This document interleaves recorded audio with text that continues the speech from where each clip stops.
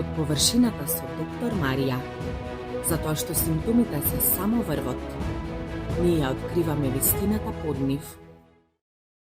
Добре дојдовте во петата епизода од подкастот Под површината со доктор Марија.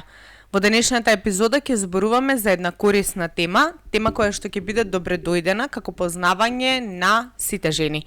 Затоа што во денешната епизода ќе зборуваме за хормоните во женското тело. Генерален спонзор на подкастот се Vitamini.mk, извор на чисти, клинички испитани додатоци во исхраната. Доктор Марија, спремни ли сме да почнеме? Готови. Прво, ќе се осврнеме малку кон тоа да го објасниме, односно да направиме една карта на женскиот циклус. Да почнеме со првото прашање. Што сметаме за циклус? Од кој до кој ден?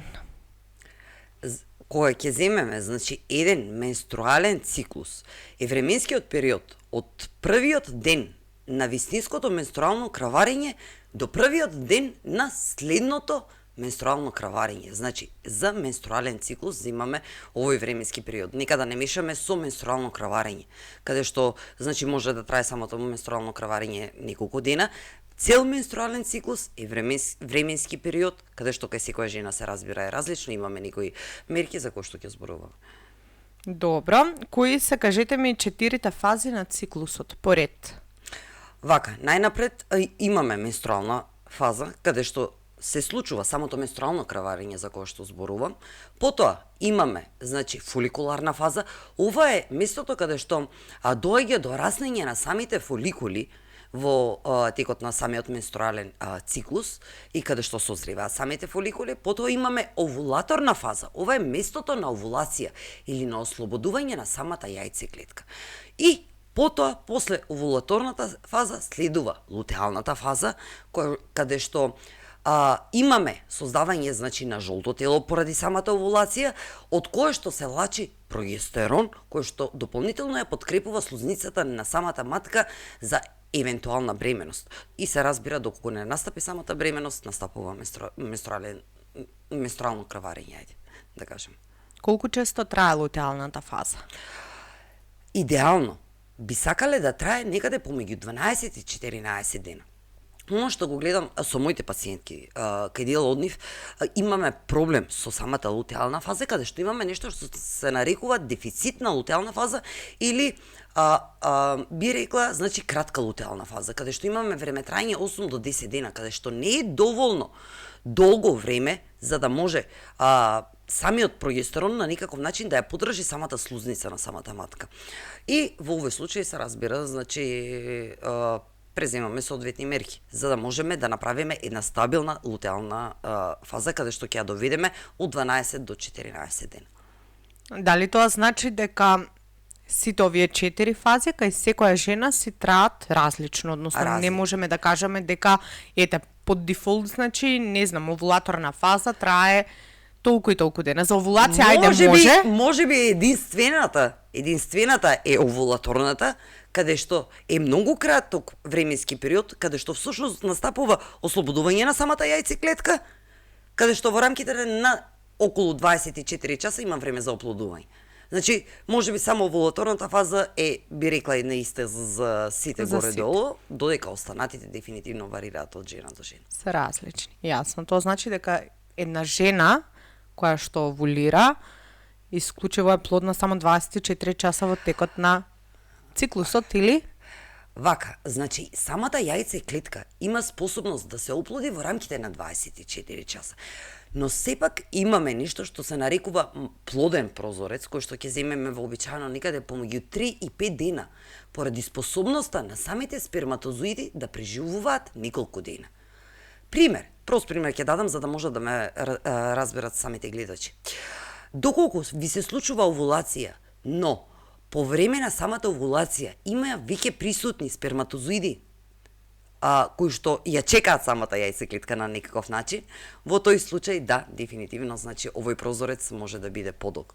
Така да може да сте имале интимни односи, да кажеме, 2 дена пред самиот менструален циклус, после 2 дена настапува самата овулација и да дојде до оплодување на самата јајцеклетка. Доколку се уште имаме, се разбира, живи сперматозоиди кои што ќе биде избран еден од нив вообичаено, во ретки случаи 2 или пак повеќе. Но вообичаено ќе биде избран еден сперматозоид од страна на самата јајцеклетка и во тој случај може да настапи оплодување. Кажете ми, пред некој период, не знам, најдов на социјални мрежи на едно видео, каде што се тврдеше дека можеме буквално, ако сакаме, например, не знам, женско беби, ако сакаме машко бебе, Не ме пратиш добро. дека треба да броиме, значи, колку дена пред овулација да имаме однос. Од типот на, демек, машките сперматозоиди, кои што носат машки материјал, се многу побрзи отколку женските сперматозоиди. Дали тоа е точно? До некаде е точно, да. Каде што машките сперматозоиди главно се многу побрзи и многу побрзо ќе стаса до самата јајцеклетка, но имаат многу пократок животен век. За разлика од женските, кои што се многу побавни, но имаат подолг животен век. Така да до некаде е навистина, значи, тоа не ви е 100% гаранција на некаков начин, но дефинитивно има нешто во целото нешто, да. Добро. Да преминеме сега кон хормоните. Затоа што реално мислам дека многу од жените, особено девојките, не се запознаени доволно со тоа кој хормон за што служи, колку хормони всушност имаме во нашето тело и не се запознаени дека не секогаш самата симптоматика се должи на некаков си проблем, тука едноставно дека може да биде извор, самите хормони да бидат извор на самата проблематика или симптоматика. Знаеш колку жени ни дошле со извешта или со пораки во ред месеците хормони? Да, па затоа. Каде што на прв поглед, каде што сите ги тераме, значи да не ги препратат самите хормони и вообичаено и ти самата знаеш дека веднаш уочуваме дека постои даден проблем со самите хормони. Тоа ми беше и целта едноставно на направењето на снимањето на оваа епизода заради фактот што сметам дека ќе им биде од полза. Се надевам искрено. Одиме со тоа дека постојат некои правила. Како например, земање крв за испитување на хормонски статус на 3-ти ден или 4-ти ден. Точно. Дали го оправдувате сугерирањето на некои да се прави тоа од 3-ти до 5-ти ден? Би рекла дека да, можеме да направиме исклучок да биде направен и на 5-ти ден, но многу пореална слика и многу поубава слика ќе добиеме на 3-ти или 4-ти ден од самиот менструален циклус, затоа што кај една жена самиот менструален циклус е или самото менструално крварење е со различен временски период. И доколку имаме жена која што е со менструално крварење од 3 дена, значи дефинитивно не е местото каде што сака да ги испита незините хормони на 5-ти ден од менструален циклус. Така да би рекла дека е строго индивидуално, но нека да се држиме до онаа рамка 3-ти или евентуално 4-ти ден од менструалното крварење дефинитивно. Кога велиме сега 3-ти ден, кој ден уствари е тоа? 3-ти ден. Исто многу често би рекла прашувано од страна на самите пациентки. Значи, во смисол, сега имам кафев исцедолка, значи, дали се смета за прв ден на циклус? Значи, за прв ден на менструално крварење се смета моментот кога имаме реално крварење, каде што ви е потребна, дали ќе биде тоа тампон, дали ќе биде влошка, значи независно дали ќе биде менструална чашка, зависно од што користите, значи по време на самата менструација. Така да не го сметаме, затоа што оно што може да се случи вообичаено, во дадени случај, 1 ден, 2 дена пред самиот вистински менструален циклус, каде што имаме крварење, да имаме лесен спотинг, би рекла, или лесно кафеаво може да биде, значи, вообичаено кафеаво, со кафеава боја, значи, исцедок, кој што не се смета како прв ден на менструално крварење. Веќе, моментот во кој што ќе ни биде потребна влошка да ставиме, значи тоа е прв ден на менструално крварење и го броиме како прв ден и веќе, значи, за 3 ден пресметуваме од моментот од кога сме ја ставиле самата влошка. Зборуваме постојано дека заради леснотијата на правење хормонски статус, односно вадење крв на трети ден и заради тоа да не се малтретираат, сугерираме на тоа да го направат сите хормони, да ги направат на трети ден. Меѓутоа факт е дека постојат хормони кои што се прават на трети ден, постојат хормони кои што се прават во други денови во самиот менструален циклус. Кажете ми, поточно во самиот циклус, кажете ми кои точно хормони треба да се направат на трети, четврти ден? Би рекла, во текот на еден менструален циклус кај самата жена, имаме флуктуација на самите хормони, што значи дека тие не се една статична бројка, каде што имаме промена на самите вредности на повеќето хормони и би сакале да ги видиме, би рекла можеби на почетокот на самиот циклус или пак можеби некаде во лутеалната фаза, зависи од самите хормони.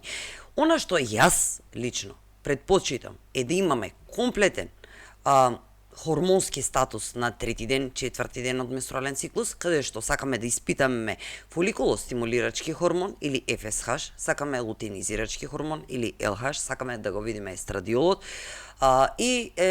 пак би ги ставила овде дека сепак сакам да ги видам, од тип на прогестерон, сакам да ги видам пролактин, но не дека самиот прогестерон има некакво многу големо клиничко значење на трети ден на менструален циклус. Многу е поважен да го видам на 7 дена после самата овулација, примерно, лично, но би сакала да добиам една јасна представа. Потоа, ова се хормони кои што задолжително е потребно да бидат испитани на трети и четврти ден од менструален циклус. Но вообичаено, за да не се малтретира самата пациентка, овде ги назначуваме и тестостерон, ги назначуваме и андростендион, и самиот ДХС, и инсулин, и доколку е потребно, пак ќе речам, зависно од самиот случај, можеме тироиден статус да назначиме истовремено да биде испитан со цел да не биде малтретирана самата пациентка, нека да назначам. И покрај тоа што од тип на инсулин, тестостерон или андрогени хормони од типот на како што е тестостеронот, андростендион, ДХС или пак тироиден статус од типот на ТСХ, на слободен Т4, слободен Т3 и антителата на самата тироидна жлезда, би рекла дека дефинитивно не се нешто кои што зависат од самиот менструален циклус и дефинитивно може да бидат испитани во кој и да е ден од самиот циклус.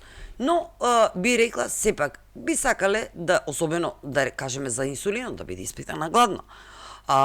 Или при дадени услови, имаме некакви услови за испитување на пролактин, каде што не би сакале пролактинот, затоа што доколку имаме лесно покачување на пролактинот, може да биде во резултат, да кажеме, на некакви физиолошки причини од типот на стимулација на брадавици, интимни односи претходната вечер, употреба на некои лекарства од типот на антидепресанти и антипсихотици, потоа високо ниво на стрес, многу изразена физичка активност. Ова се фактори кои што можат да влијаат на резултатот на испитувањето или на резултатот на самиот пролактин. Така да, сепак би рекла дека за секој хормон може да постојат некои услови каде што сакаме да ги испитаме. Сега кога станува збор за тироиден статус, овде се решава дали треба да биде испитано, после прием на самата терапија, доколку самата пациентка прима терапија за тироидна жлезда, или пред земање на самата терапија.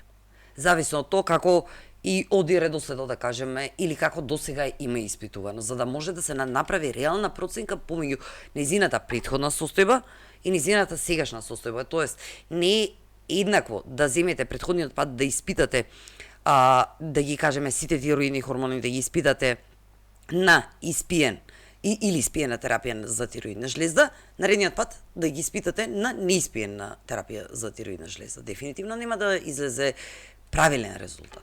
Нема да имаме реална слика. Нема да имаме реална слика за тоа што се случува навистина. Дали во тие хормони кои што не зависат од циклусот, ќе го ставиме и АМХ? Дефинитивно да. Антимулеријан хормон ни покажува каква е резервата на самите јајци клетки. И една од најголемите заблуди која што гледам кај самите жени, особено оние жени кои што се соочуваат со низок антимулеријан хормон или со мала резерва на јајци клетки. Значи да, самиот антимулеријан хормон ни покажува дека имаме мала резерва на јајци клетки, но дефинитивно не е маркер ниту за тоа дали овулира една жена, не е маркер ниту за тоа дали има квалитетна јајце клетка или дали може да остане бремена. Доктор, ќе да почнеме со хормоните кои што се испитуваат на трети ден. Хајде, Маријана. Кажете ми зашто служи ФСХ хормонот? Улогата на фоликулостимулирачкиот хормон е да направи самите јајци клетки, значи, да созреат. И можеме, јас би дала една аналогија за овој хормон, би рекла дека е ѓубриво за самите јајце клетки, каде што сметајте си дека самите јајце клетки на почетокот на самиот циклус имаме неколку јајце клетки. И сметајте си дека овие јајце клетки представуваат некакви цвеќиња, да кажеме, кои што се нерасцветани со пупки и постојано секој ден вие ги ѓубрите во овој случај со ФСХ. Значи, каде што ѓубривото ни е фоликулостимулирачкиот хормон. Со текот на времето и како што минуваат деновите, една од нив, само една од нив, ќе биде првата која што ќе расцути. И тоа е она доминантна, што ќе ја речеме, или познат како доминантен фоликул, доколку имаме нормален циклус со овулација, значи во овој случај се создава еден доминантен фоликул, кој што потоа од него, значи кога ќе пукне, ќе настапи самата овулација. Добро, дали има врска нешто да ни биде, не знам, висок ФСХ или низок ФСХ? Што гледате ако на резултатот се покаже такво нешто? Го гледам контекстот. Значи, никогаш не гледам изолиран хормон, би рекла. Што значи, може ФСХ да биде покачен поради дадени причини, од типот на возраст на дадена жена. Значи, не можеме да очекуваме да имаме иста вредност на фоликулостимулирачки хормон на 20 годишна жена и на 45 годишна жена. Доколку видиме дека имаме повисоко ниво на фоликулостимулирачки хормон, но таа жена е релативно младичка, да кажеме, во тој случај повеќе ни укажува на тоа дека ни е потребно мозокот да испраќа многу повеќе сигнали до самите јајце клетки за тие да зреат. И овде ја бараме причината зошто мозокот толку се мачи и зошто толку се ослободува, значи, фоликулостимулирачки хормон, каде што за да може да дојде до зрење на самите фоликули. И дали воопшто настапува зрење на самите фоликули. Но пак ќе кажам, никогаш не земаме еден хормон како изолиран, секогаш го гледаме и остатокот на самите хормони. Се префрламе сега на ЛХ. Во ред. Што е ЛХ? Лутeinизирачкиот хормон е одговорен за тоа кон средината на самиот циклус, значи средно кон средината на самиот циклус. Кај една жена тоа може да биде 12-ти ден, кај друга жена може да биде на 20-тиот ден, значи да направи пик и да направи ослободување на оној доминантен фоликул, каде што ќе имаме ослободување на самиот фоликул и всушност ослободување на самата јајце клетка. Значи, ова е тоа нешто што го прави самиот лутeinизирачки хормон. Така да... Дали ќе додадете нешто од типот да гледате сооднос на ЛХ со ФСХ? Дефинитивно. Како гледате тоа? Значи, вообичаено, нивото на фоликулостимулирачкиот хормон треба да биде повисоко од лутeinизирачкиот хормон на трети ден на менструален циклус. Каде што се уште немаме оние упорни сигнали од мозокот за зрење на самите фоликули, би рекла. И доколку овде видиме нешто што се нарекува инверзија на ЛХ со ФСХ, тоест имаме повисоко ниво на лутeinизирачки хормон во споредба со фоликулостимулирачки хормон, во тој случај, значи, веќе можеме да се фокусираме и веќе сме најасно дека всушност кај оваа жена вообичаено немаме овулација. Дефинитивно ни укажува и една од најчестите причини за ова нешто дефинитивно се самите полицистични јајници. Не дека не постојат и други причини за отсуство на овулација, но најчестата причина или најчестиот патерн кој што го гледам се дефинитивно, значи, самите полицистични јајници. инверзија на LH со FSH, тоест повисоко ниво на лутeinизирачки хормон во сооднос со самиот фоликул стимулирачки хормон. Зашто служи естрадиолот? За многу работи. Значи, за коса, за коски, за либидо, за естрадиолот е интересен хормон. Зошто е интересен хормон? Затоа што го сакаме, но ги сакаме добрите метаболити на самиот естроген, би рекла. Кај многу жени, за жал, во нашата денешница се соочуваме со неправилно процесирање на самиот естроген, кој што резултира со некакви дополнителни проблематики, може да биде тоа од типот на ендометриоза, може да биде миоми, полипи, не дај Боже, значи може да прогресира до карциноми на дојка, карцином на ендометриум, овариален карцином, но исто така можеме да имаме симптоми од типот на болни гради пред самиот менструален циклус, изразен предменструален синдром, многу обилни менструални циклуси со партали во самиот менструален циклус, кој што дефинитивно ќе ни укажат дека немаме добро процесирање на самиот естроген. Така да, дека ни е основен и дефинитивно ни помага за тоа да за самите коски, да го одржи здравјето на самите коски, на самата коса, но и се разбира да ја подготви слузницата да ја подготви слузницата на самиот ендометриум. Кажете ми, го гледате во некаков однос со другите хормони или го гледате изолирано? Секогаш го гледам, значи секогаш го гледам заедно со сите останати. Целосно, да. Добра, прогестерон како хормон. Само еден дисклеймер да ставам, затоа што значи вообичаено кога ќе видам дека имам високо ниво на естроген или естрадиол во овој случај, доколку зборуваме за жена во репродуктивна возраст, каде што ќе доминира еден вид на естроген кој што се нарекува естрадиол, значи доколку видам дека е висок, значи вообичаено ќе испретам да направи гинеколошки преглед.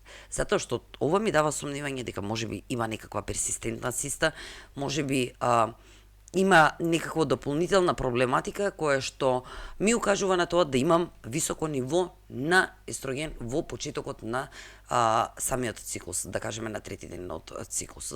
Нека да оставам само како странична забелешка, така да дефинитивно не сакам да видам многу вредности над референтни граници на самиот естрадиол. И она што постојано го слушнат зборуваме дека и цистите, значи миомите и полипите, буквално се, од тоа ќе се појавува повторно и повторно, се додека не се реши самиот ендометриалните цисти. Нека да те поправам, ендометриалните цисти, затоа што постојат различни цисти, но ендометриалните цисти дефинитивно да. Значи, и сум сигурна дека гледачките се веќе најасно, значи прават операција, значи може да отстрануваат миом, може да отстрануваат полип, да отстрануваат ендометриоза, ендометриални цисти и таа повторно се појавува. Зошто? Овде е прашањето, зошто јас, знаеш, што многу сакам? Самите пациентки да си го постават прашањето зошто? Зошто мене повторно ми се појавува полип? Зошто? Значи треба да постои причина за ова нешто. Кога ќе ја решиме причината, тогаш престанува значи појавата на или повторната појава на самата каква и да е проблематика предизвикана од самата естрогенска доминација. Следен хормон, прогестерон. Зашто служи прогестеронот? Прогестеронот. Омилен ли ви е? Еден од омилените би рекла. Знаеш како им велам на оние кои се бремени, да кажеме, особено во почетокот. Им велам, знаете што? Не сакам уште едно дете, но го сакам вашиот прогестерон во моментот.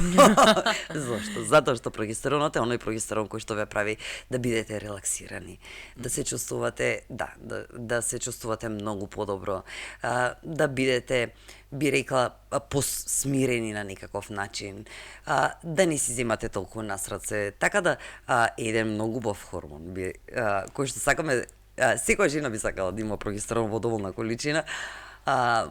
Така да прогестеронот е хормон кој што реално во најголема степен се произведува, значи вообичаено во првиот или во првата половина на самиот менструален циклус ќе биде низок, но потоа по самата овулација и по производството, значи на самото жолто тело, значи ќе дојде до негово зголемено лачење, тоест во втората половина на самиот менструален циклус. И затоа е вообичаено ова местото каде што сакам да го видам и нивото на самиот прогестерон. Дали сме имале овулација, затоа што корпус лутеум или жолтото тело е местото од каде што се лачи самиот прогестерон. И во случаи кога немаме овулација, значи немаме корпус лутеум, значи немаме лачење на доволно прогестерон, кој што слободно ќе се види на лабораториски анализи. Значи го сакаме во доволна го сакаме, степен. затоа што едновремено, значи е одговорен и затоа да ја подржи и слузницата, значи За на имплантација. ендометриот, на самиот ендометриум за да настапи самата имплантација. Поради што од типот на дефекти, како што споменавме во латерална фаза, или доколку го немаме во доволна количина, дефинитивно може да биде причина за тоа и да имаме проблеми со зачнување. Или со имплантација. Ќе се појават ли, например, некои, не знам, симптоми, ако во случај го имаме малку?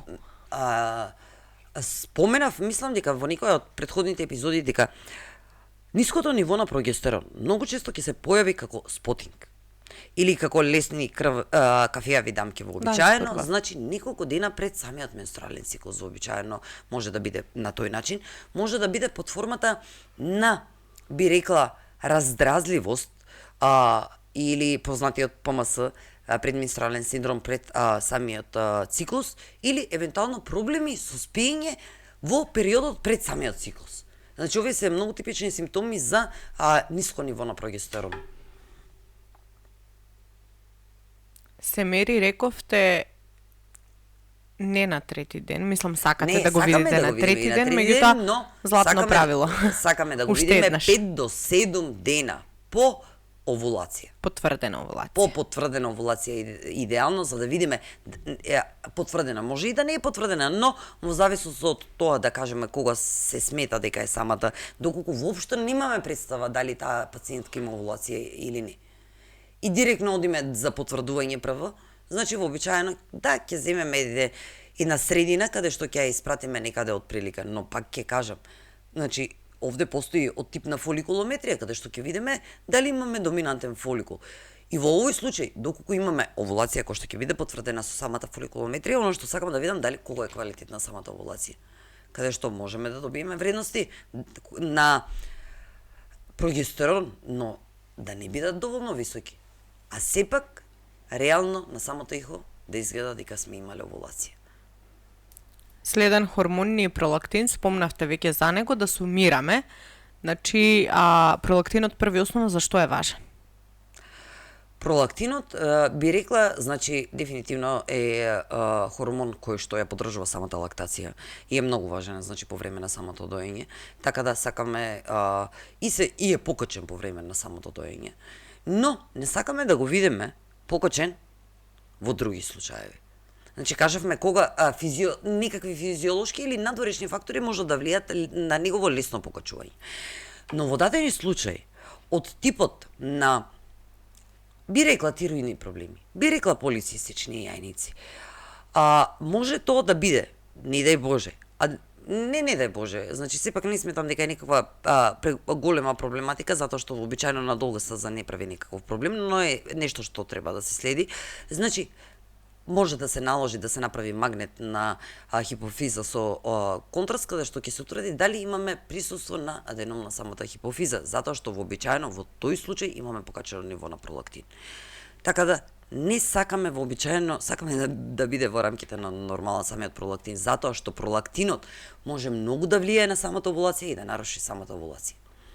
Тоа значи дека ќе дадеме неколку златни правила пред да се прави хормонскиот статус, поточно без стресови, значи без за да нема варирање. Добар сон, без стресови, сакате да бидете доколку ги испитувате сите наеднаш. Да. Сакате да биде нагладно, сакате да биде во некоја мирна, да не трчате до лабораторија и да тргнете веднаш да ги испитувате хормоните, да имате одмор, да кажеме, барем 15 на 20 на минути, кога станува збор особено за самиот пролактин.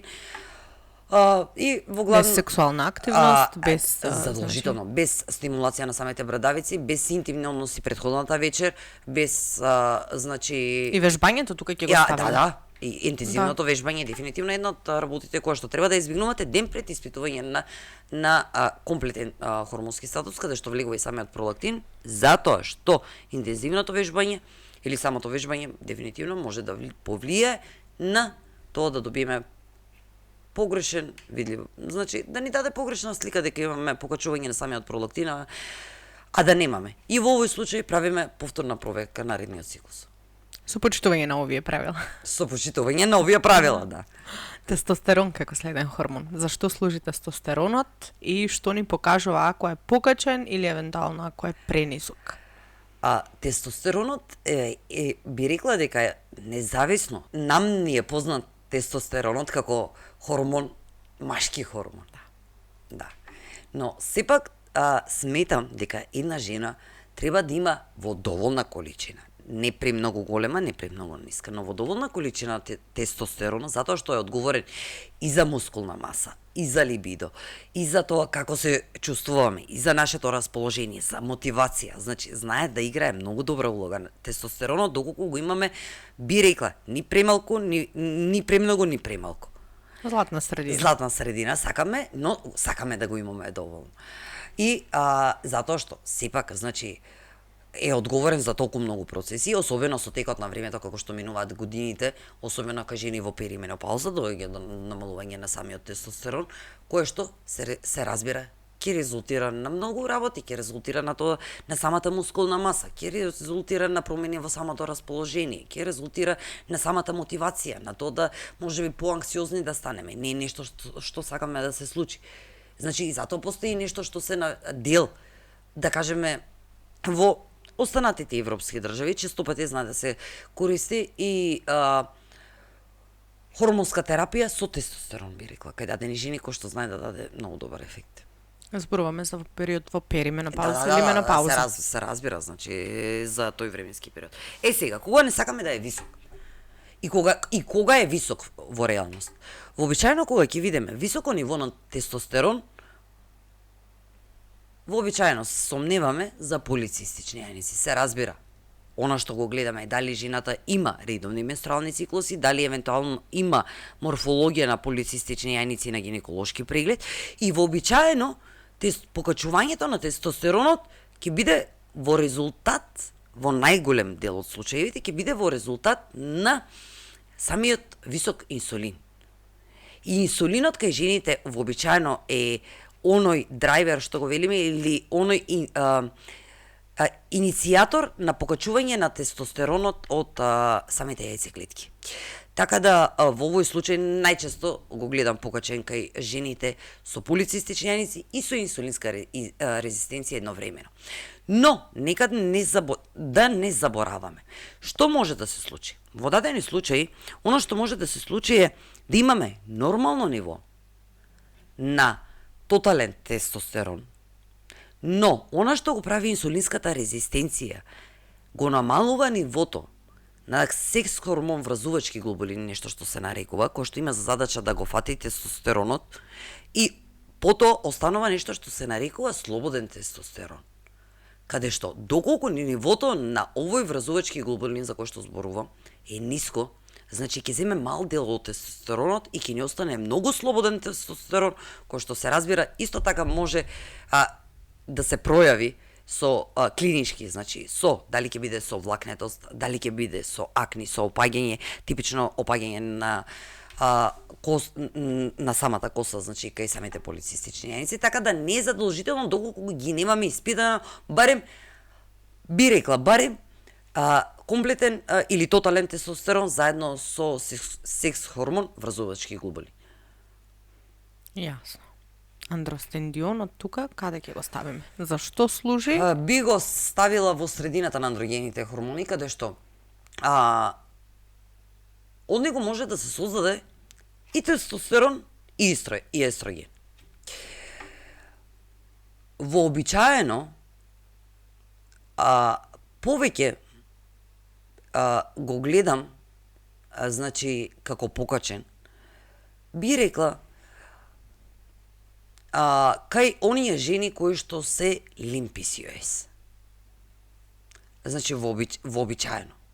вообичаено, доколку немаме покачување да се разбереме на самиот тест, кога ќе споредиме, затоа велам секогаш ја гледаме целата слика, целата хормонска слика, значи, го гледаме тестостеронот, гледаме дека немаме проблеми со инсулинска резистенција, но девојката има нередовни менструални циклуси, можеби има, значи, и наод за полицистични јајници на самиот ултразвук, да кажеме, и во овој случај веќе се сомневам дека затоа што андростенионот 50% се лачи од надбубрежните жлези, 50% се лачи од самите јајници. И во овој случај сметам дека, значи во овој случај оно што го проценуваме, колку го гледам нивото на самиот тестостерон и проценувам дали овде случајно не станува збор за поголема продукција од страна на надбубрежните жлези, која што вообичаено е многу типично за оние слаби девојки со полицистични јајници.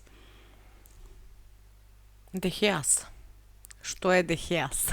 100%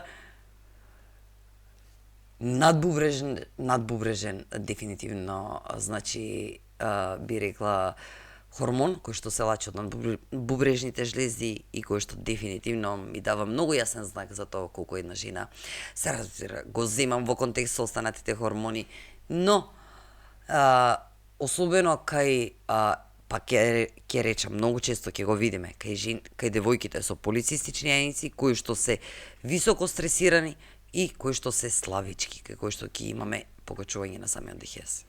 Затоа знаете да кажете право, дехеас е во плафон, сигурно си под стрес. Да, дехеас е во плафон, кажи ми кој е твојот извор на стрес, или кажи ми, значи, во резултат на што си стресирана, затоа што овде фокусот дефинитивно прво го ставаме на редукција на стрес и можеби не е доволно затоа што самиот стрес како стрес многу пати имам зборувано, значи не значи само стрес од стресови ситуации во нашата околина. Од типот може да прави многу рестриктивни диети самата девојка, може да прави премногу физичка активност, значи зборуваме за премногу да се форсира. Или да некои други стресови, или да нема доволно сон, да спие по 3-4 часа во текот на самата. Се ова стресови фактори кои што телото ги прима како стрес и може ова да е причина, да кажем.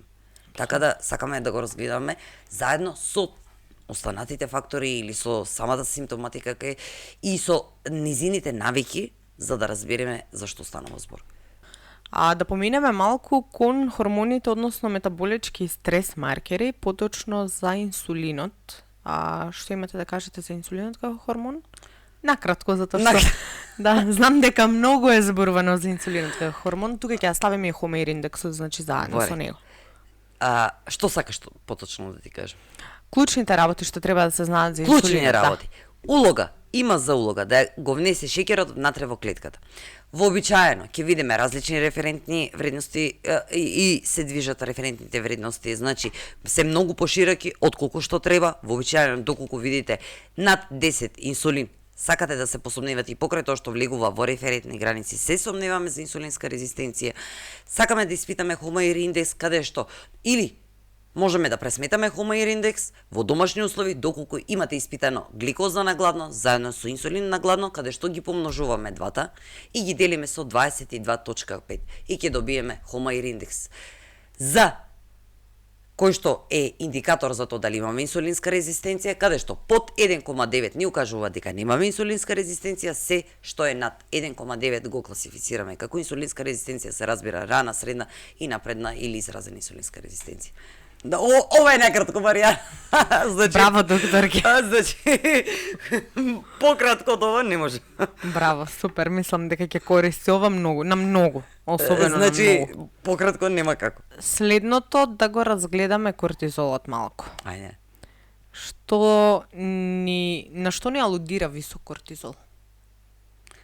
На тоа дека една жена е постојано хронично стресирана, со тоа што нека да напоменам едно нешто кога станува збор за кортизолот, вообичаено знаеме во нашите лаборатории да го мериме наутро, дека има опција да се мери и поплане, но она што не ни дава реална слика е каков е кортизолот во рамките на 24 часа.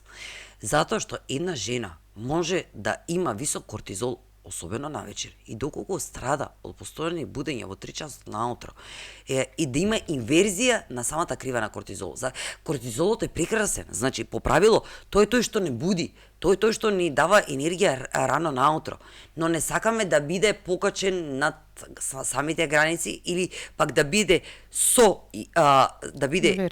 инверзија, каде што имаме наутро ни се потребни 2 часа за да се расониме, како што велам јас, а не треба во рамките на 30 минути да бидеме, значи, супер свежи на некаков начин, а навечер да го имаме она чувство уморени, претерано уморени, но не можеме да заспиеме.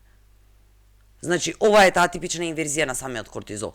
Поради тоа што овде не мериме 4 или 5 пати кортизол, саливарен кортизол, кој што вообичаено многу често знаме да го правиме во соиспитување на напредни маркери. Во тој случај, каде што земаме 4 до 5 пати во текот на целиот ден, имаме представа како се движи кортизолот во текот на целиот ден.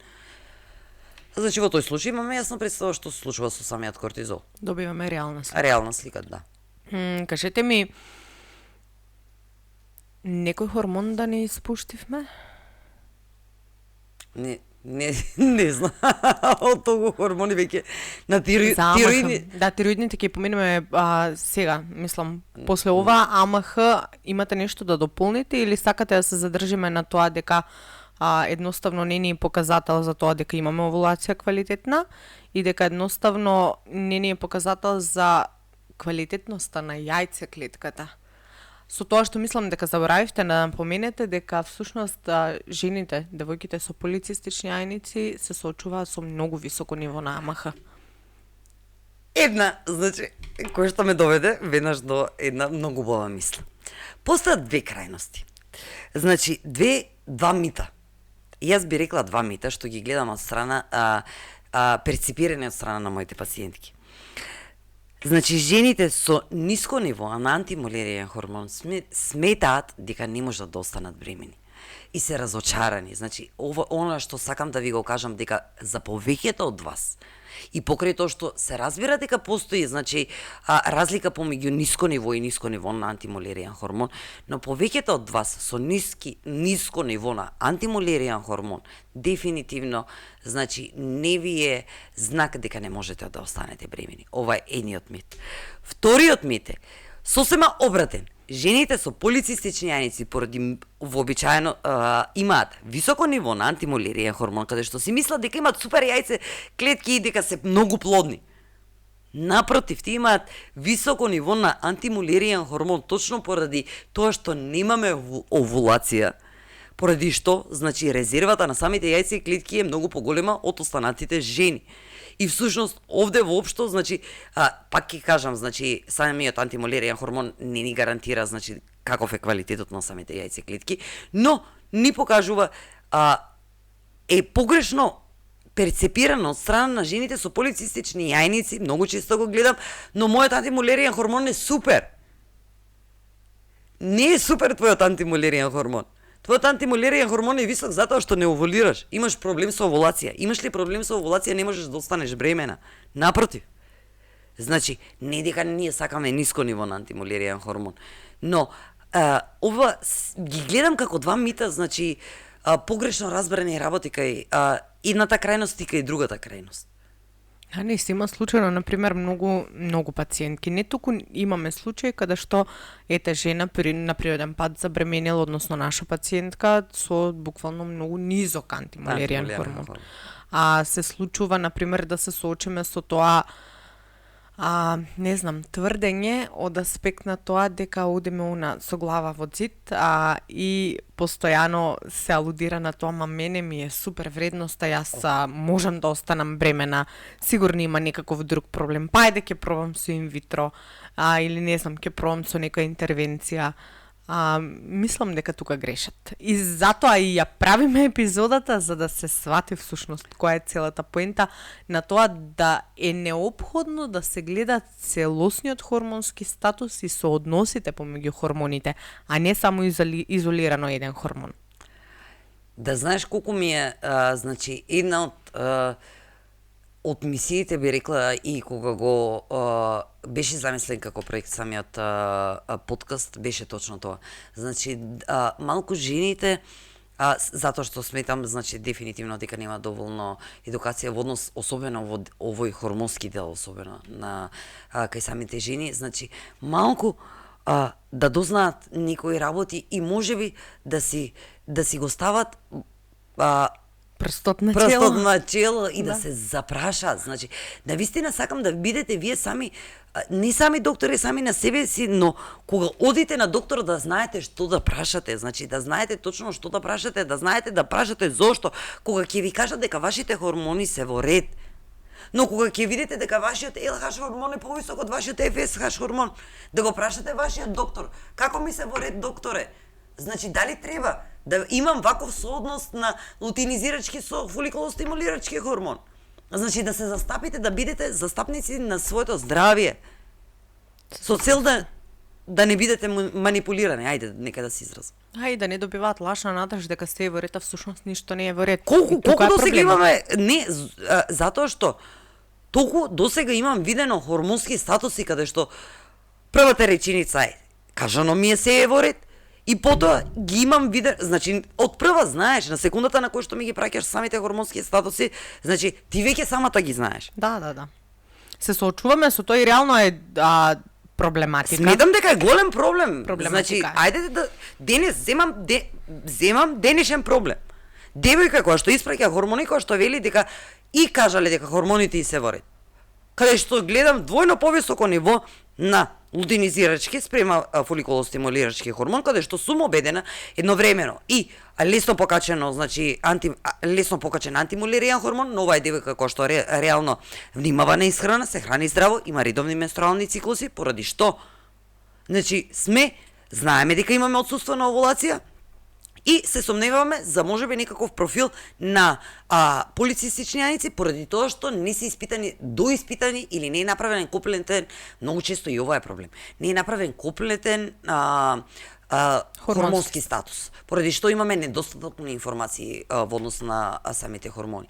И нема како да не бидам револтирана од целото ова нешто. Кога им кажуваат на девојките си ти е во ред, каде што на прв поглед се гледа дека воопшто не е во ред.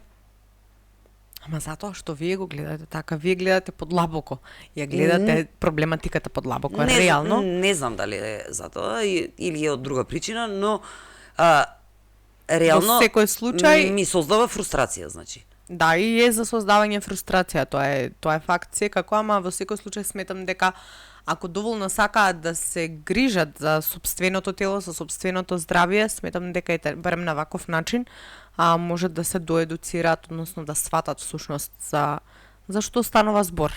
Пак би рекла дека можеби овде зависи, знаеш, од самата пациентка.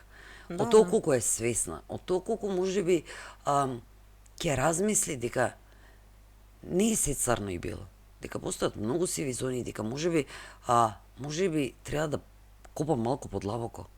Но пак ќе речам, зависи од самата пациентка. Ма секогаш останува, крајната одлука е секогаш на пациентот, значи и на пациентот и на паровите кои што се обидуваат за бременост, не е работата да се убедуваме во нешто, работата е тие да сватат дека во некој случај само сакам да се застапат за себе. Значи овде ми е мене проблемот. Не сакам да бидат на никаков начин да им биде укажувано на нешто кој што воопшто не е точно.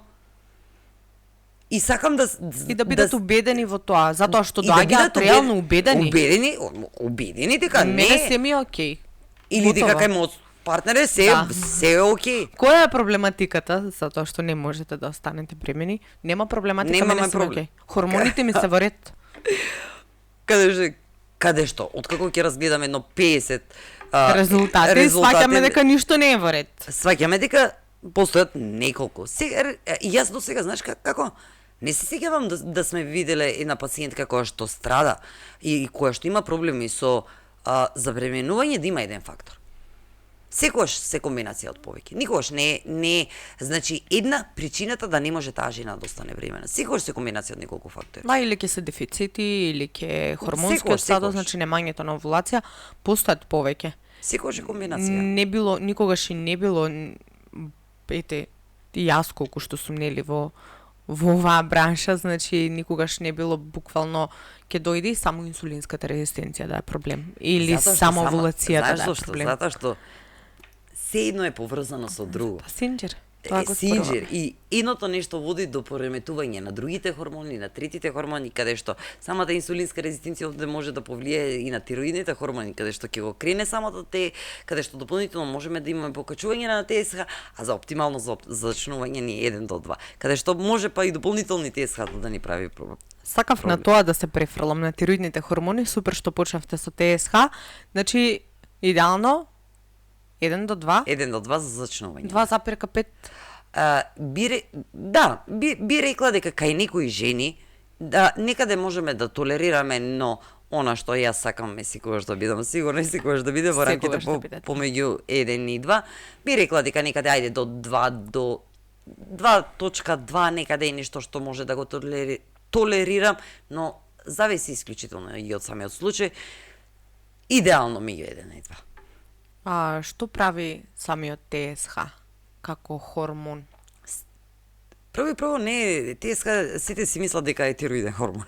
Прво ТСХ не е хормон тироиден, а е хормон на еден дел од мозокот кој што дава сигнали до самата тироидна жлезда да произведува тироидни хормони. А тоа се FT3 и FT4. Тоа се T4 и T3. Значи T4 и T3, каде што се произведуваат во одредена степен, зависно од тоа, значи некада да кажеме во зависност од тоа колку има капацитет самата тироидна жлезда, значи се произведуваат и потоа доколку се во доволна степен произведуваат, прават нешто што се вели испраќаат сигнали повторно до мозокот и велат окей сме, имаме доволно тироидни хормони за да ги правиме сите процеси во телото, поради што вообичаено ТСХ ни останува, зборуваме за нормален човек, значи не зборуваме за човек со проблематика со хипотироидизам или Хашимото, значи збориме за нормален човек. Каде што испраќа сигнали до мозокот, значи во ред имаме доволно тироидни хормони, значи доволно ни е ова ниво, каде што ни е оптималното ниво идеално.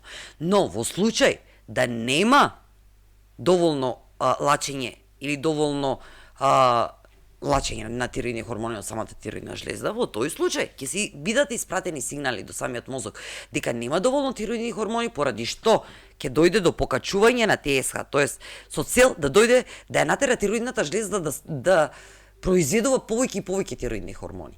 И овде е местото каде што доаѓа до покачување на самото ТСХ.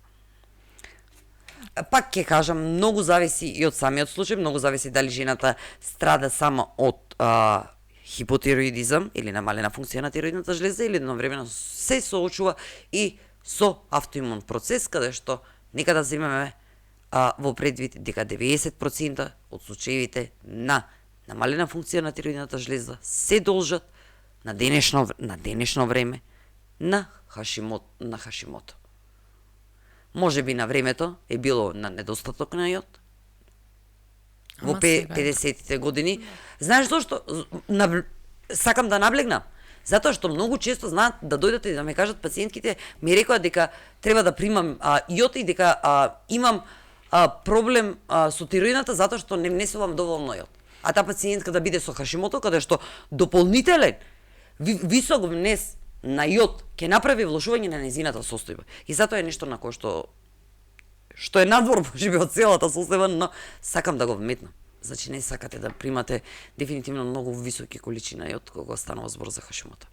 Се случи пред некое време, пред некој ден, да се јави телефонски пациентка возрастна, која што нели има проблеми, сега дали може да се решат проблемите едно друго. И ја прашувам како стои со тироидната. И ми вели... Не сум запознаета, дај да го чуем случај. И ми вели, ништо, тежината генерално проблем, што не може да стимне 5 килограми, така нешто. И како стоите, велам, со тироидната, и ми вели, јас сум супер, нели, за мои години се ми е супер, екстра е. Имам чворови на тироидната, ама тоа уште со првата бременост, пред 50 и кусур години, ми кажува, Чекай, за колку Да, год- 80 и кустур годишна жена, значи возрастна жена. Добро, За таква жена зборува. Сепак зборуваме за жена која што најверојатно доста држи на, би рекла, низиното. Никакви проблеми, значи ја прашувам со притисок нешто, а немате Не. единствено вика со движењето затоа што сум оперирана од кокот. Значи жената нема никакви проблеми други, а си функционира нормално, меѓутоа пред 50 години, значи се случува тоа што се случува. Породување и после тоа веќе чворовина тироидна. И велам, правите ли контроли на тироидната? Вика, од тогаш вика не сум правила. Викам, како така, нели? Сте имале чворови? Не вика, само чворови се. Вика, ништо не се зголемуваат, ништо, значи нема никаков проблем. Хормоните ми се окей, тироидните, комплетен тироиден панел е окей. Ама знаете, вели како го решив тоа? Јас на телефон сега. Како? Јодирана сол. Од Грчка порачував јодирана сол по препорака на лекарот, конзумирав јодирана сол и се ми е окей од тогаш. Велам секоја чест, господи. Супер, мило ми е што се чувствувате окей. Ама остана да си доиспита уште за инсулинска резистенција, за да се види дали неможноста да спушти 5 килограми се резултат на тоа. Ама гледај што велиш. Има тука, каде што кај оваа жена, реално постои некаква веројатност да имаме недостаток на јод. Затоа што зборуваме за 84 годишна жена. Да. Значи, зборуваме за пред 50 години. Значи, нешто каде што се уште би рекла дека можеби недостатокот на јод можеби да е бил причина за појава на тироидни проблеми. Значи, не зборуваме за 25 годишна девојка, каде што ќе има проблем со тироидната жлезда и ќе биде во резултат на недостаток на јод, а била родена 2000 година, да кажем. Или 2005 година. Кажете ми, дали тука ќе ги сместите и антителата Во однос на што? во однос на индикатор на дека нешто се случува? Ајде, например, знаеме дека зголемени антитела може да укажуваат на тоа дека постои автоимун процес во позадина. Не може да укажуваат. Укажуваат, да. Во кој друг случај? Дали постои друг случај, например, кој ќе имаме зголемени антитела?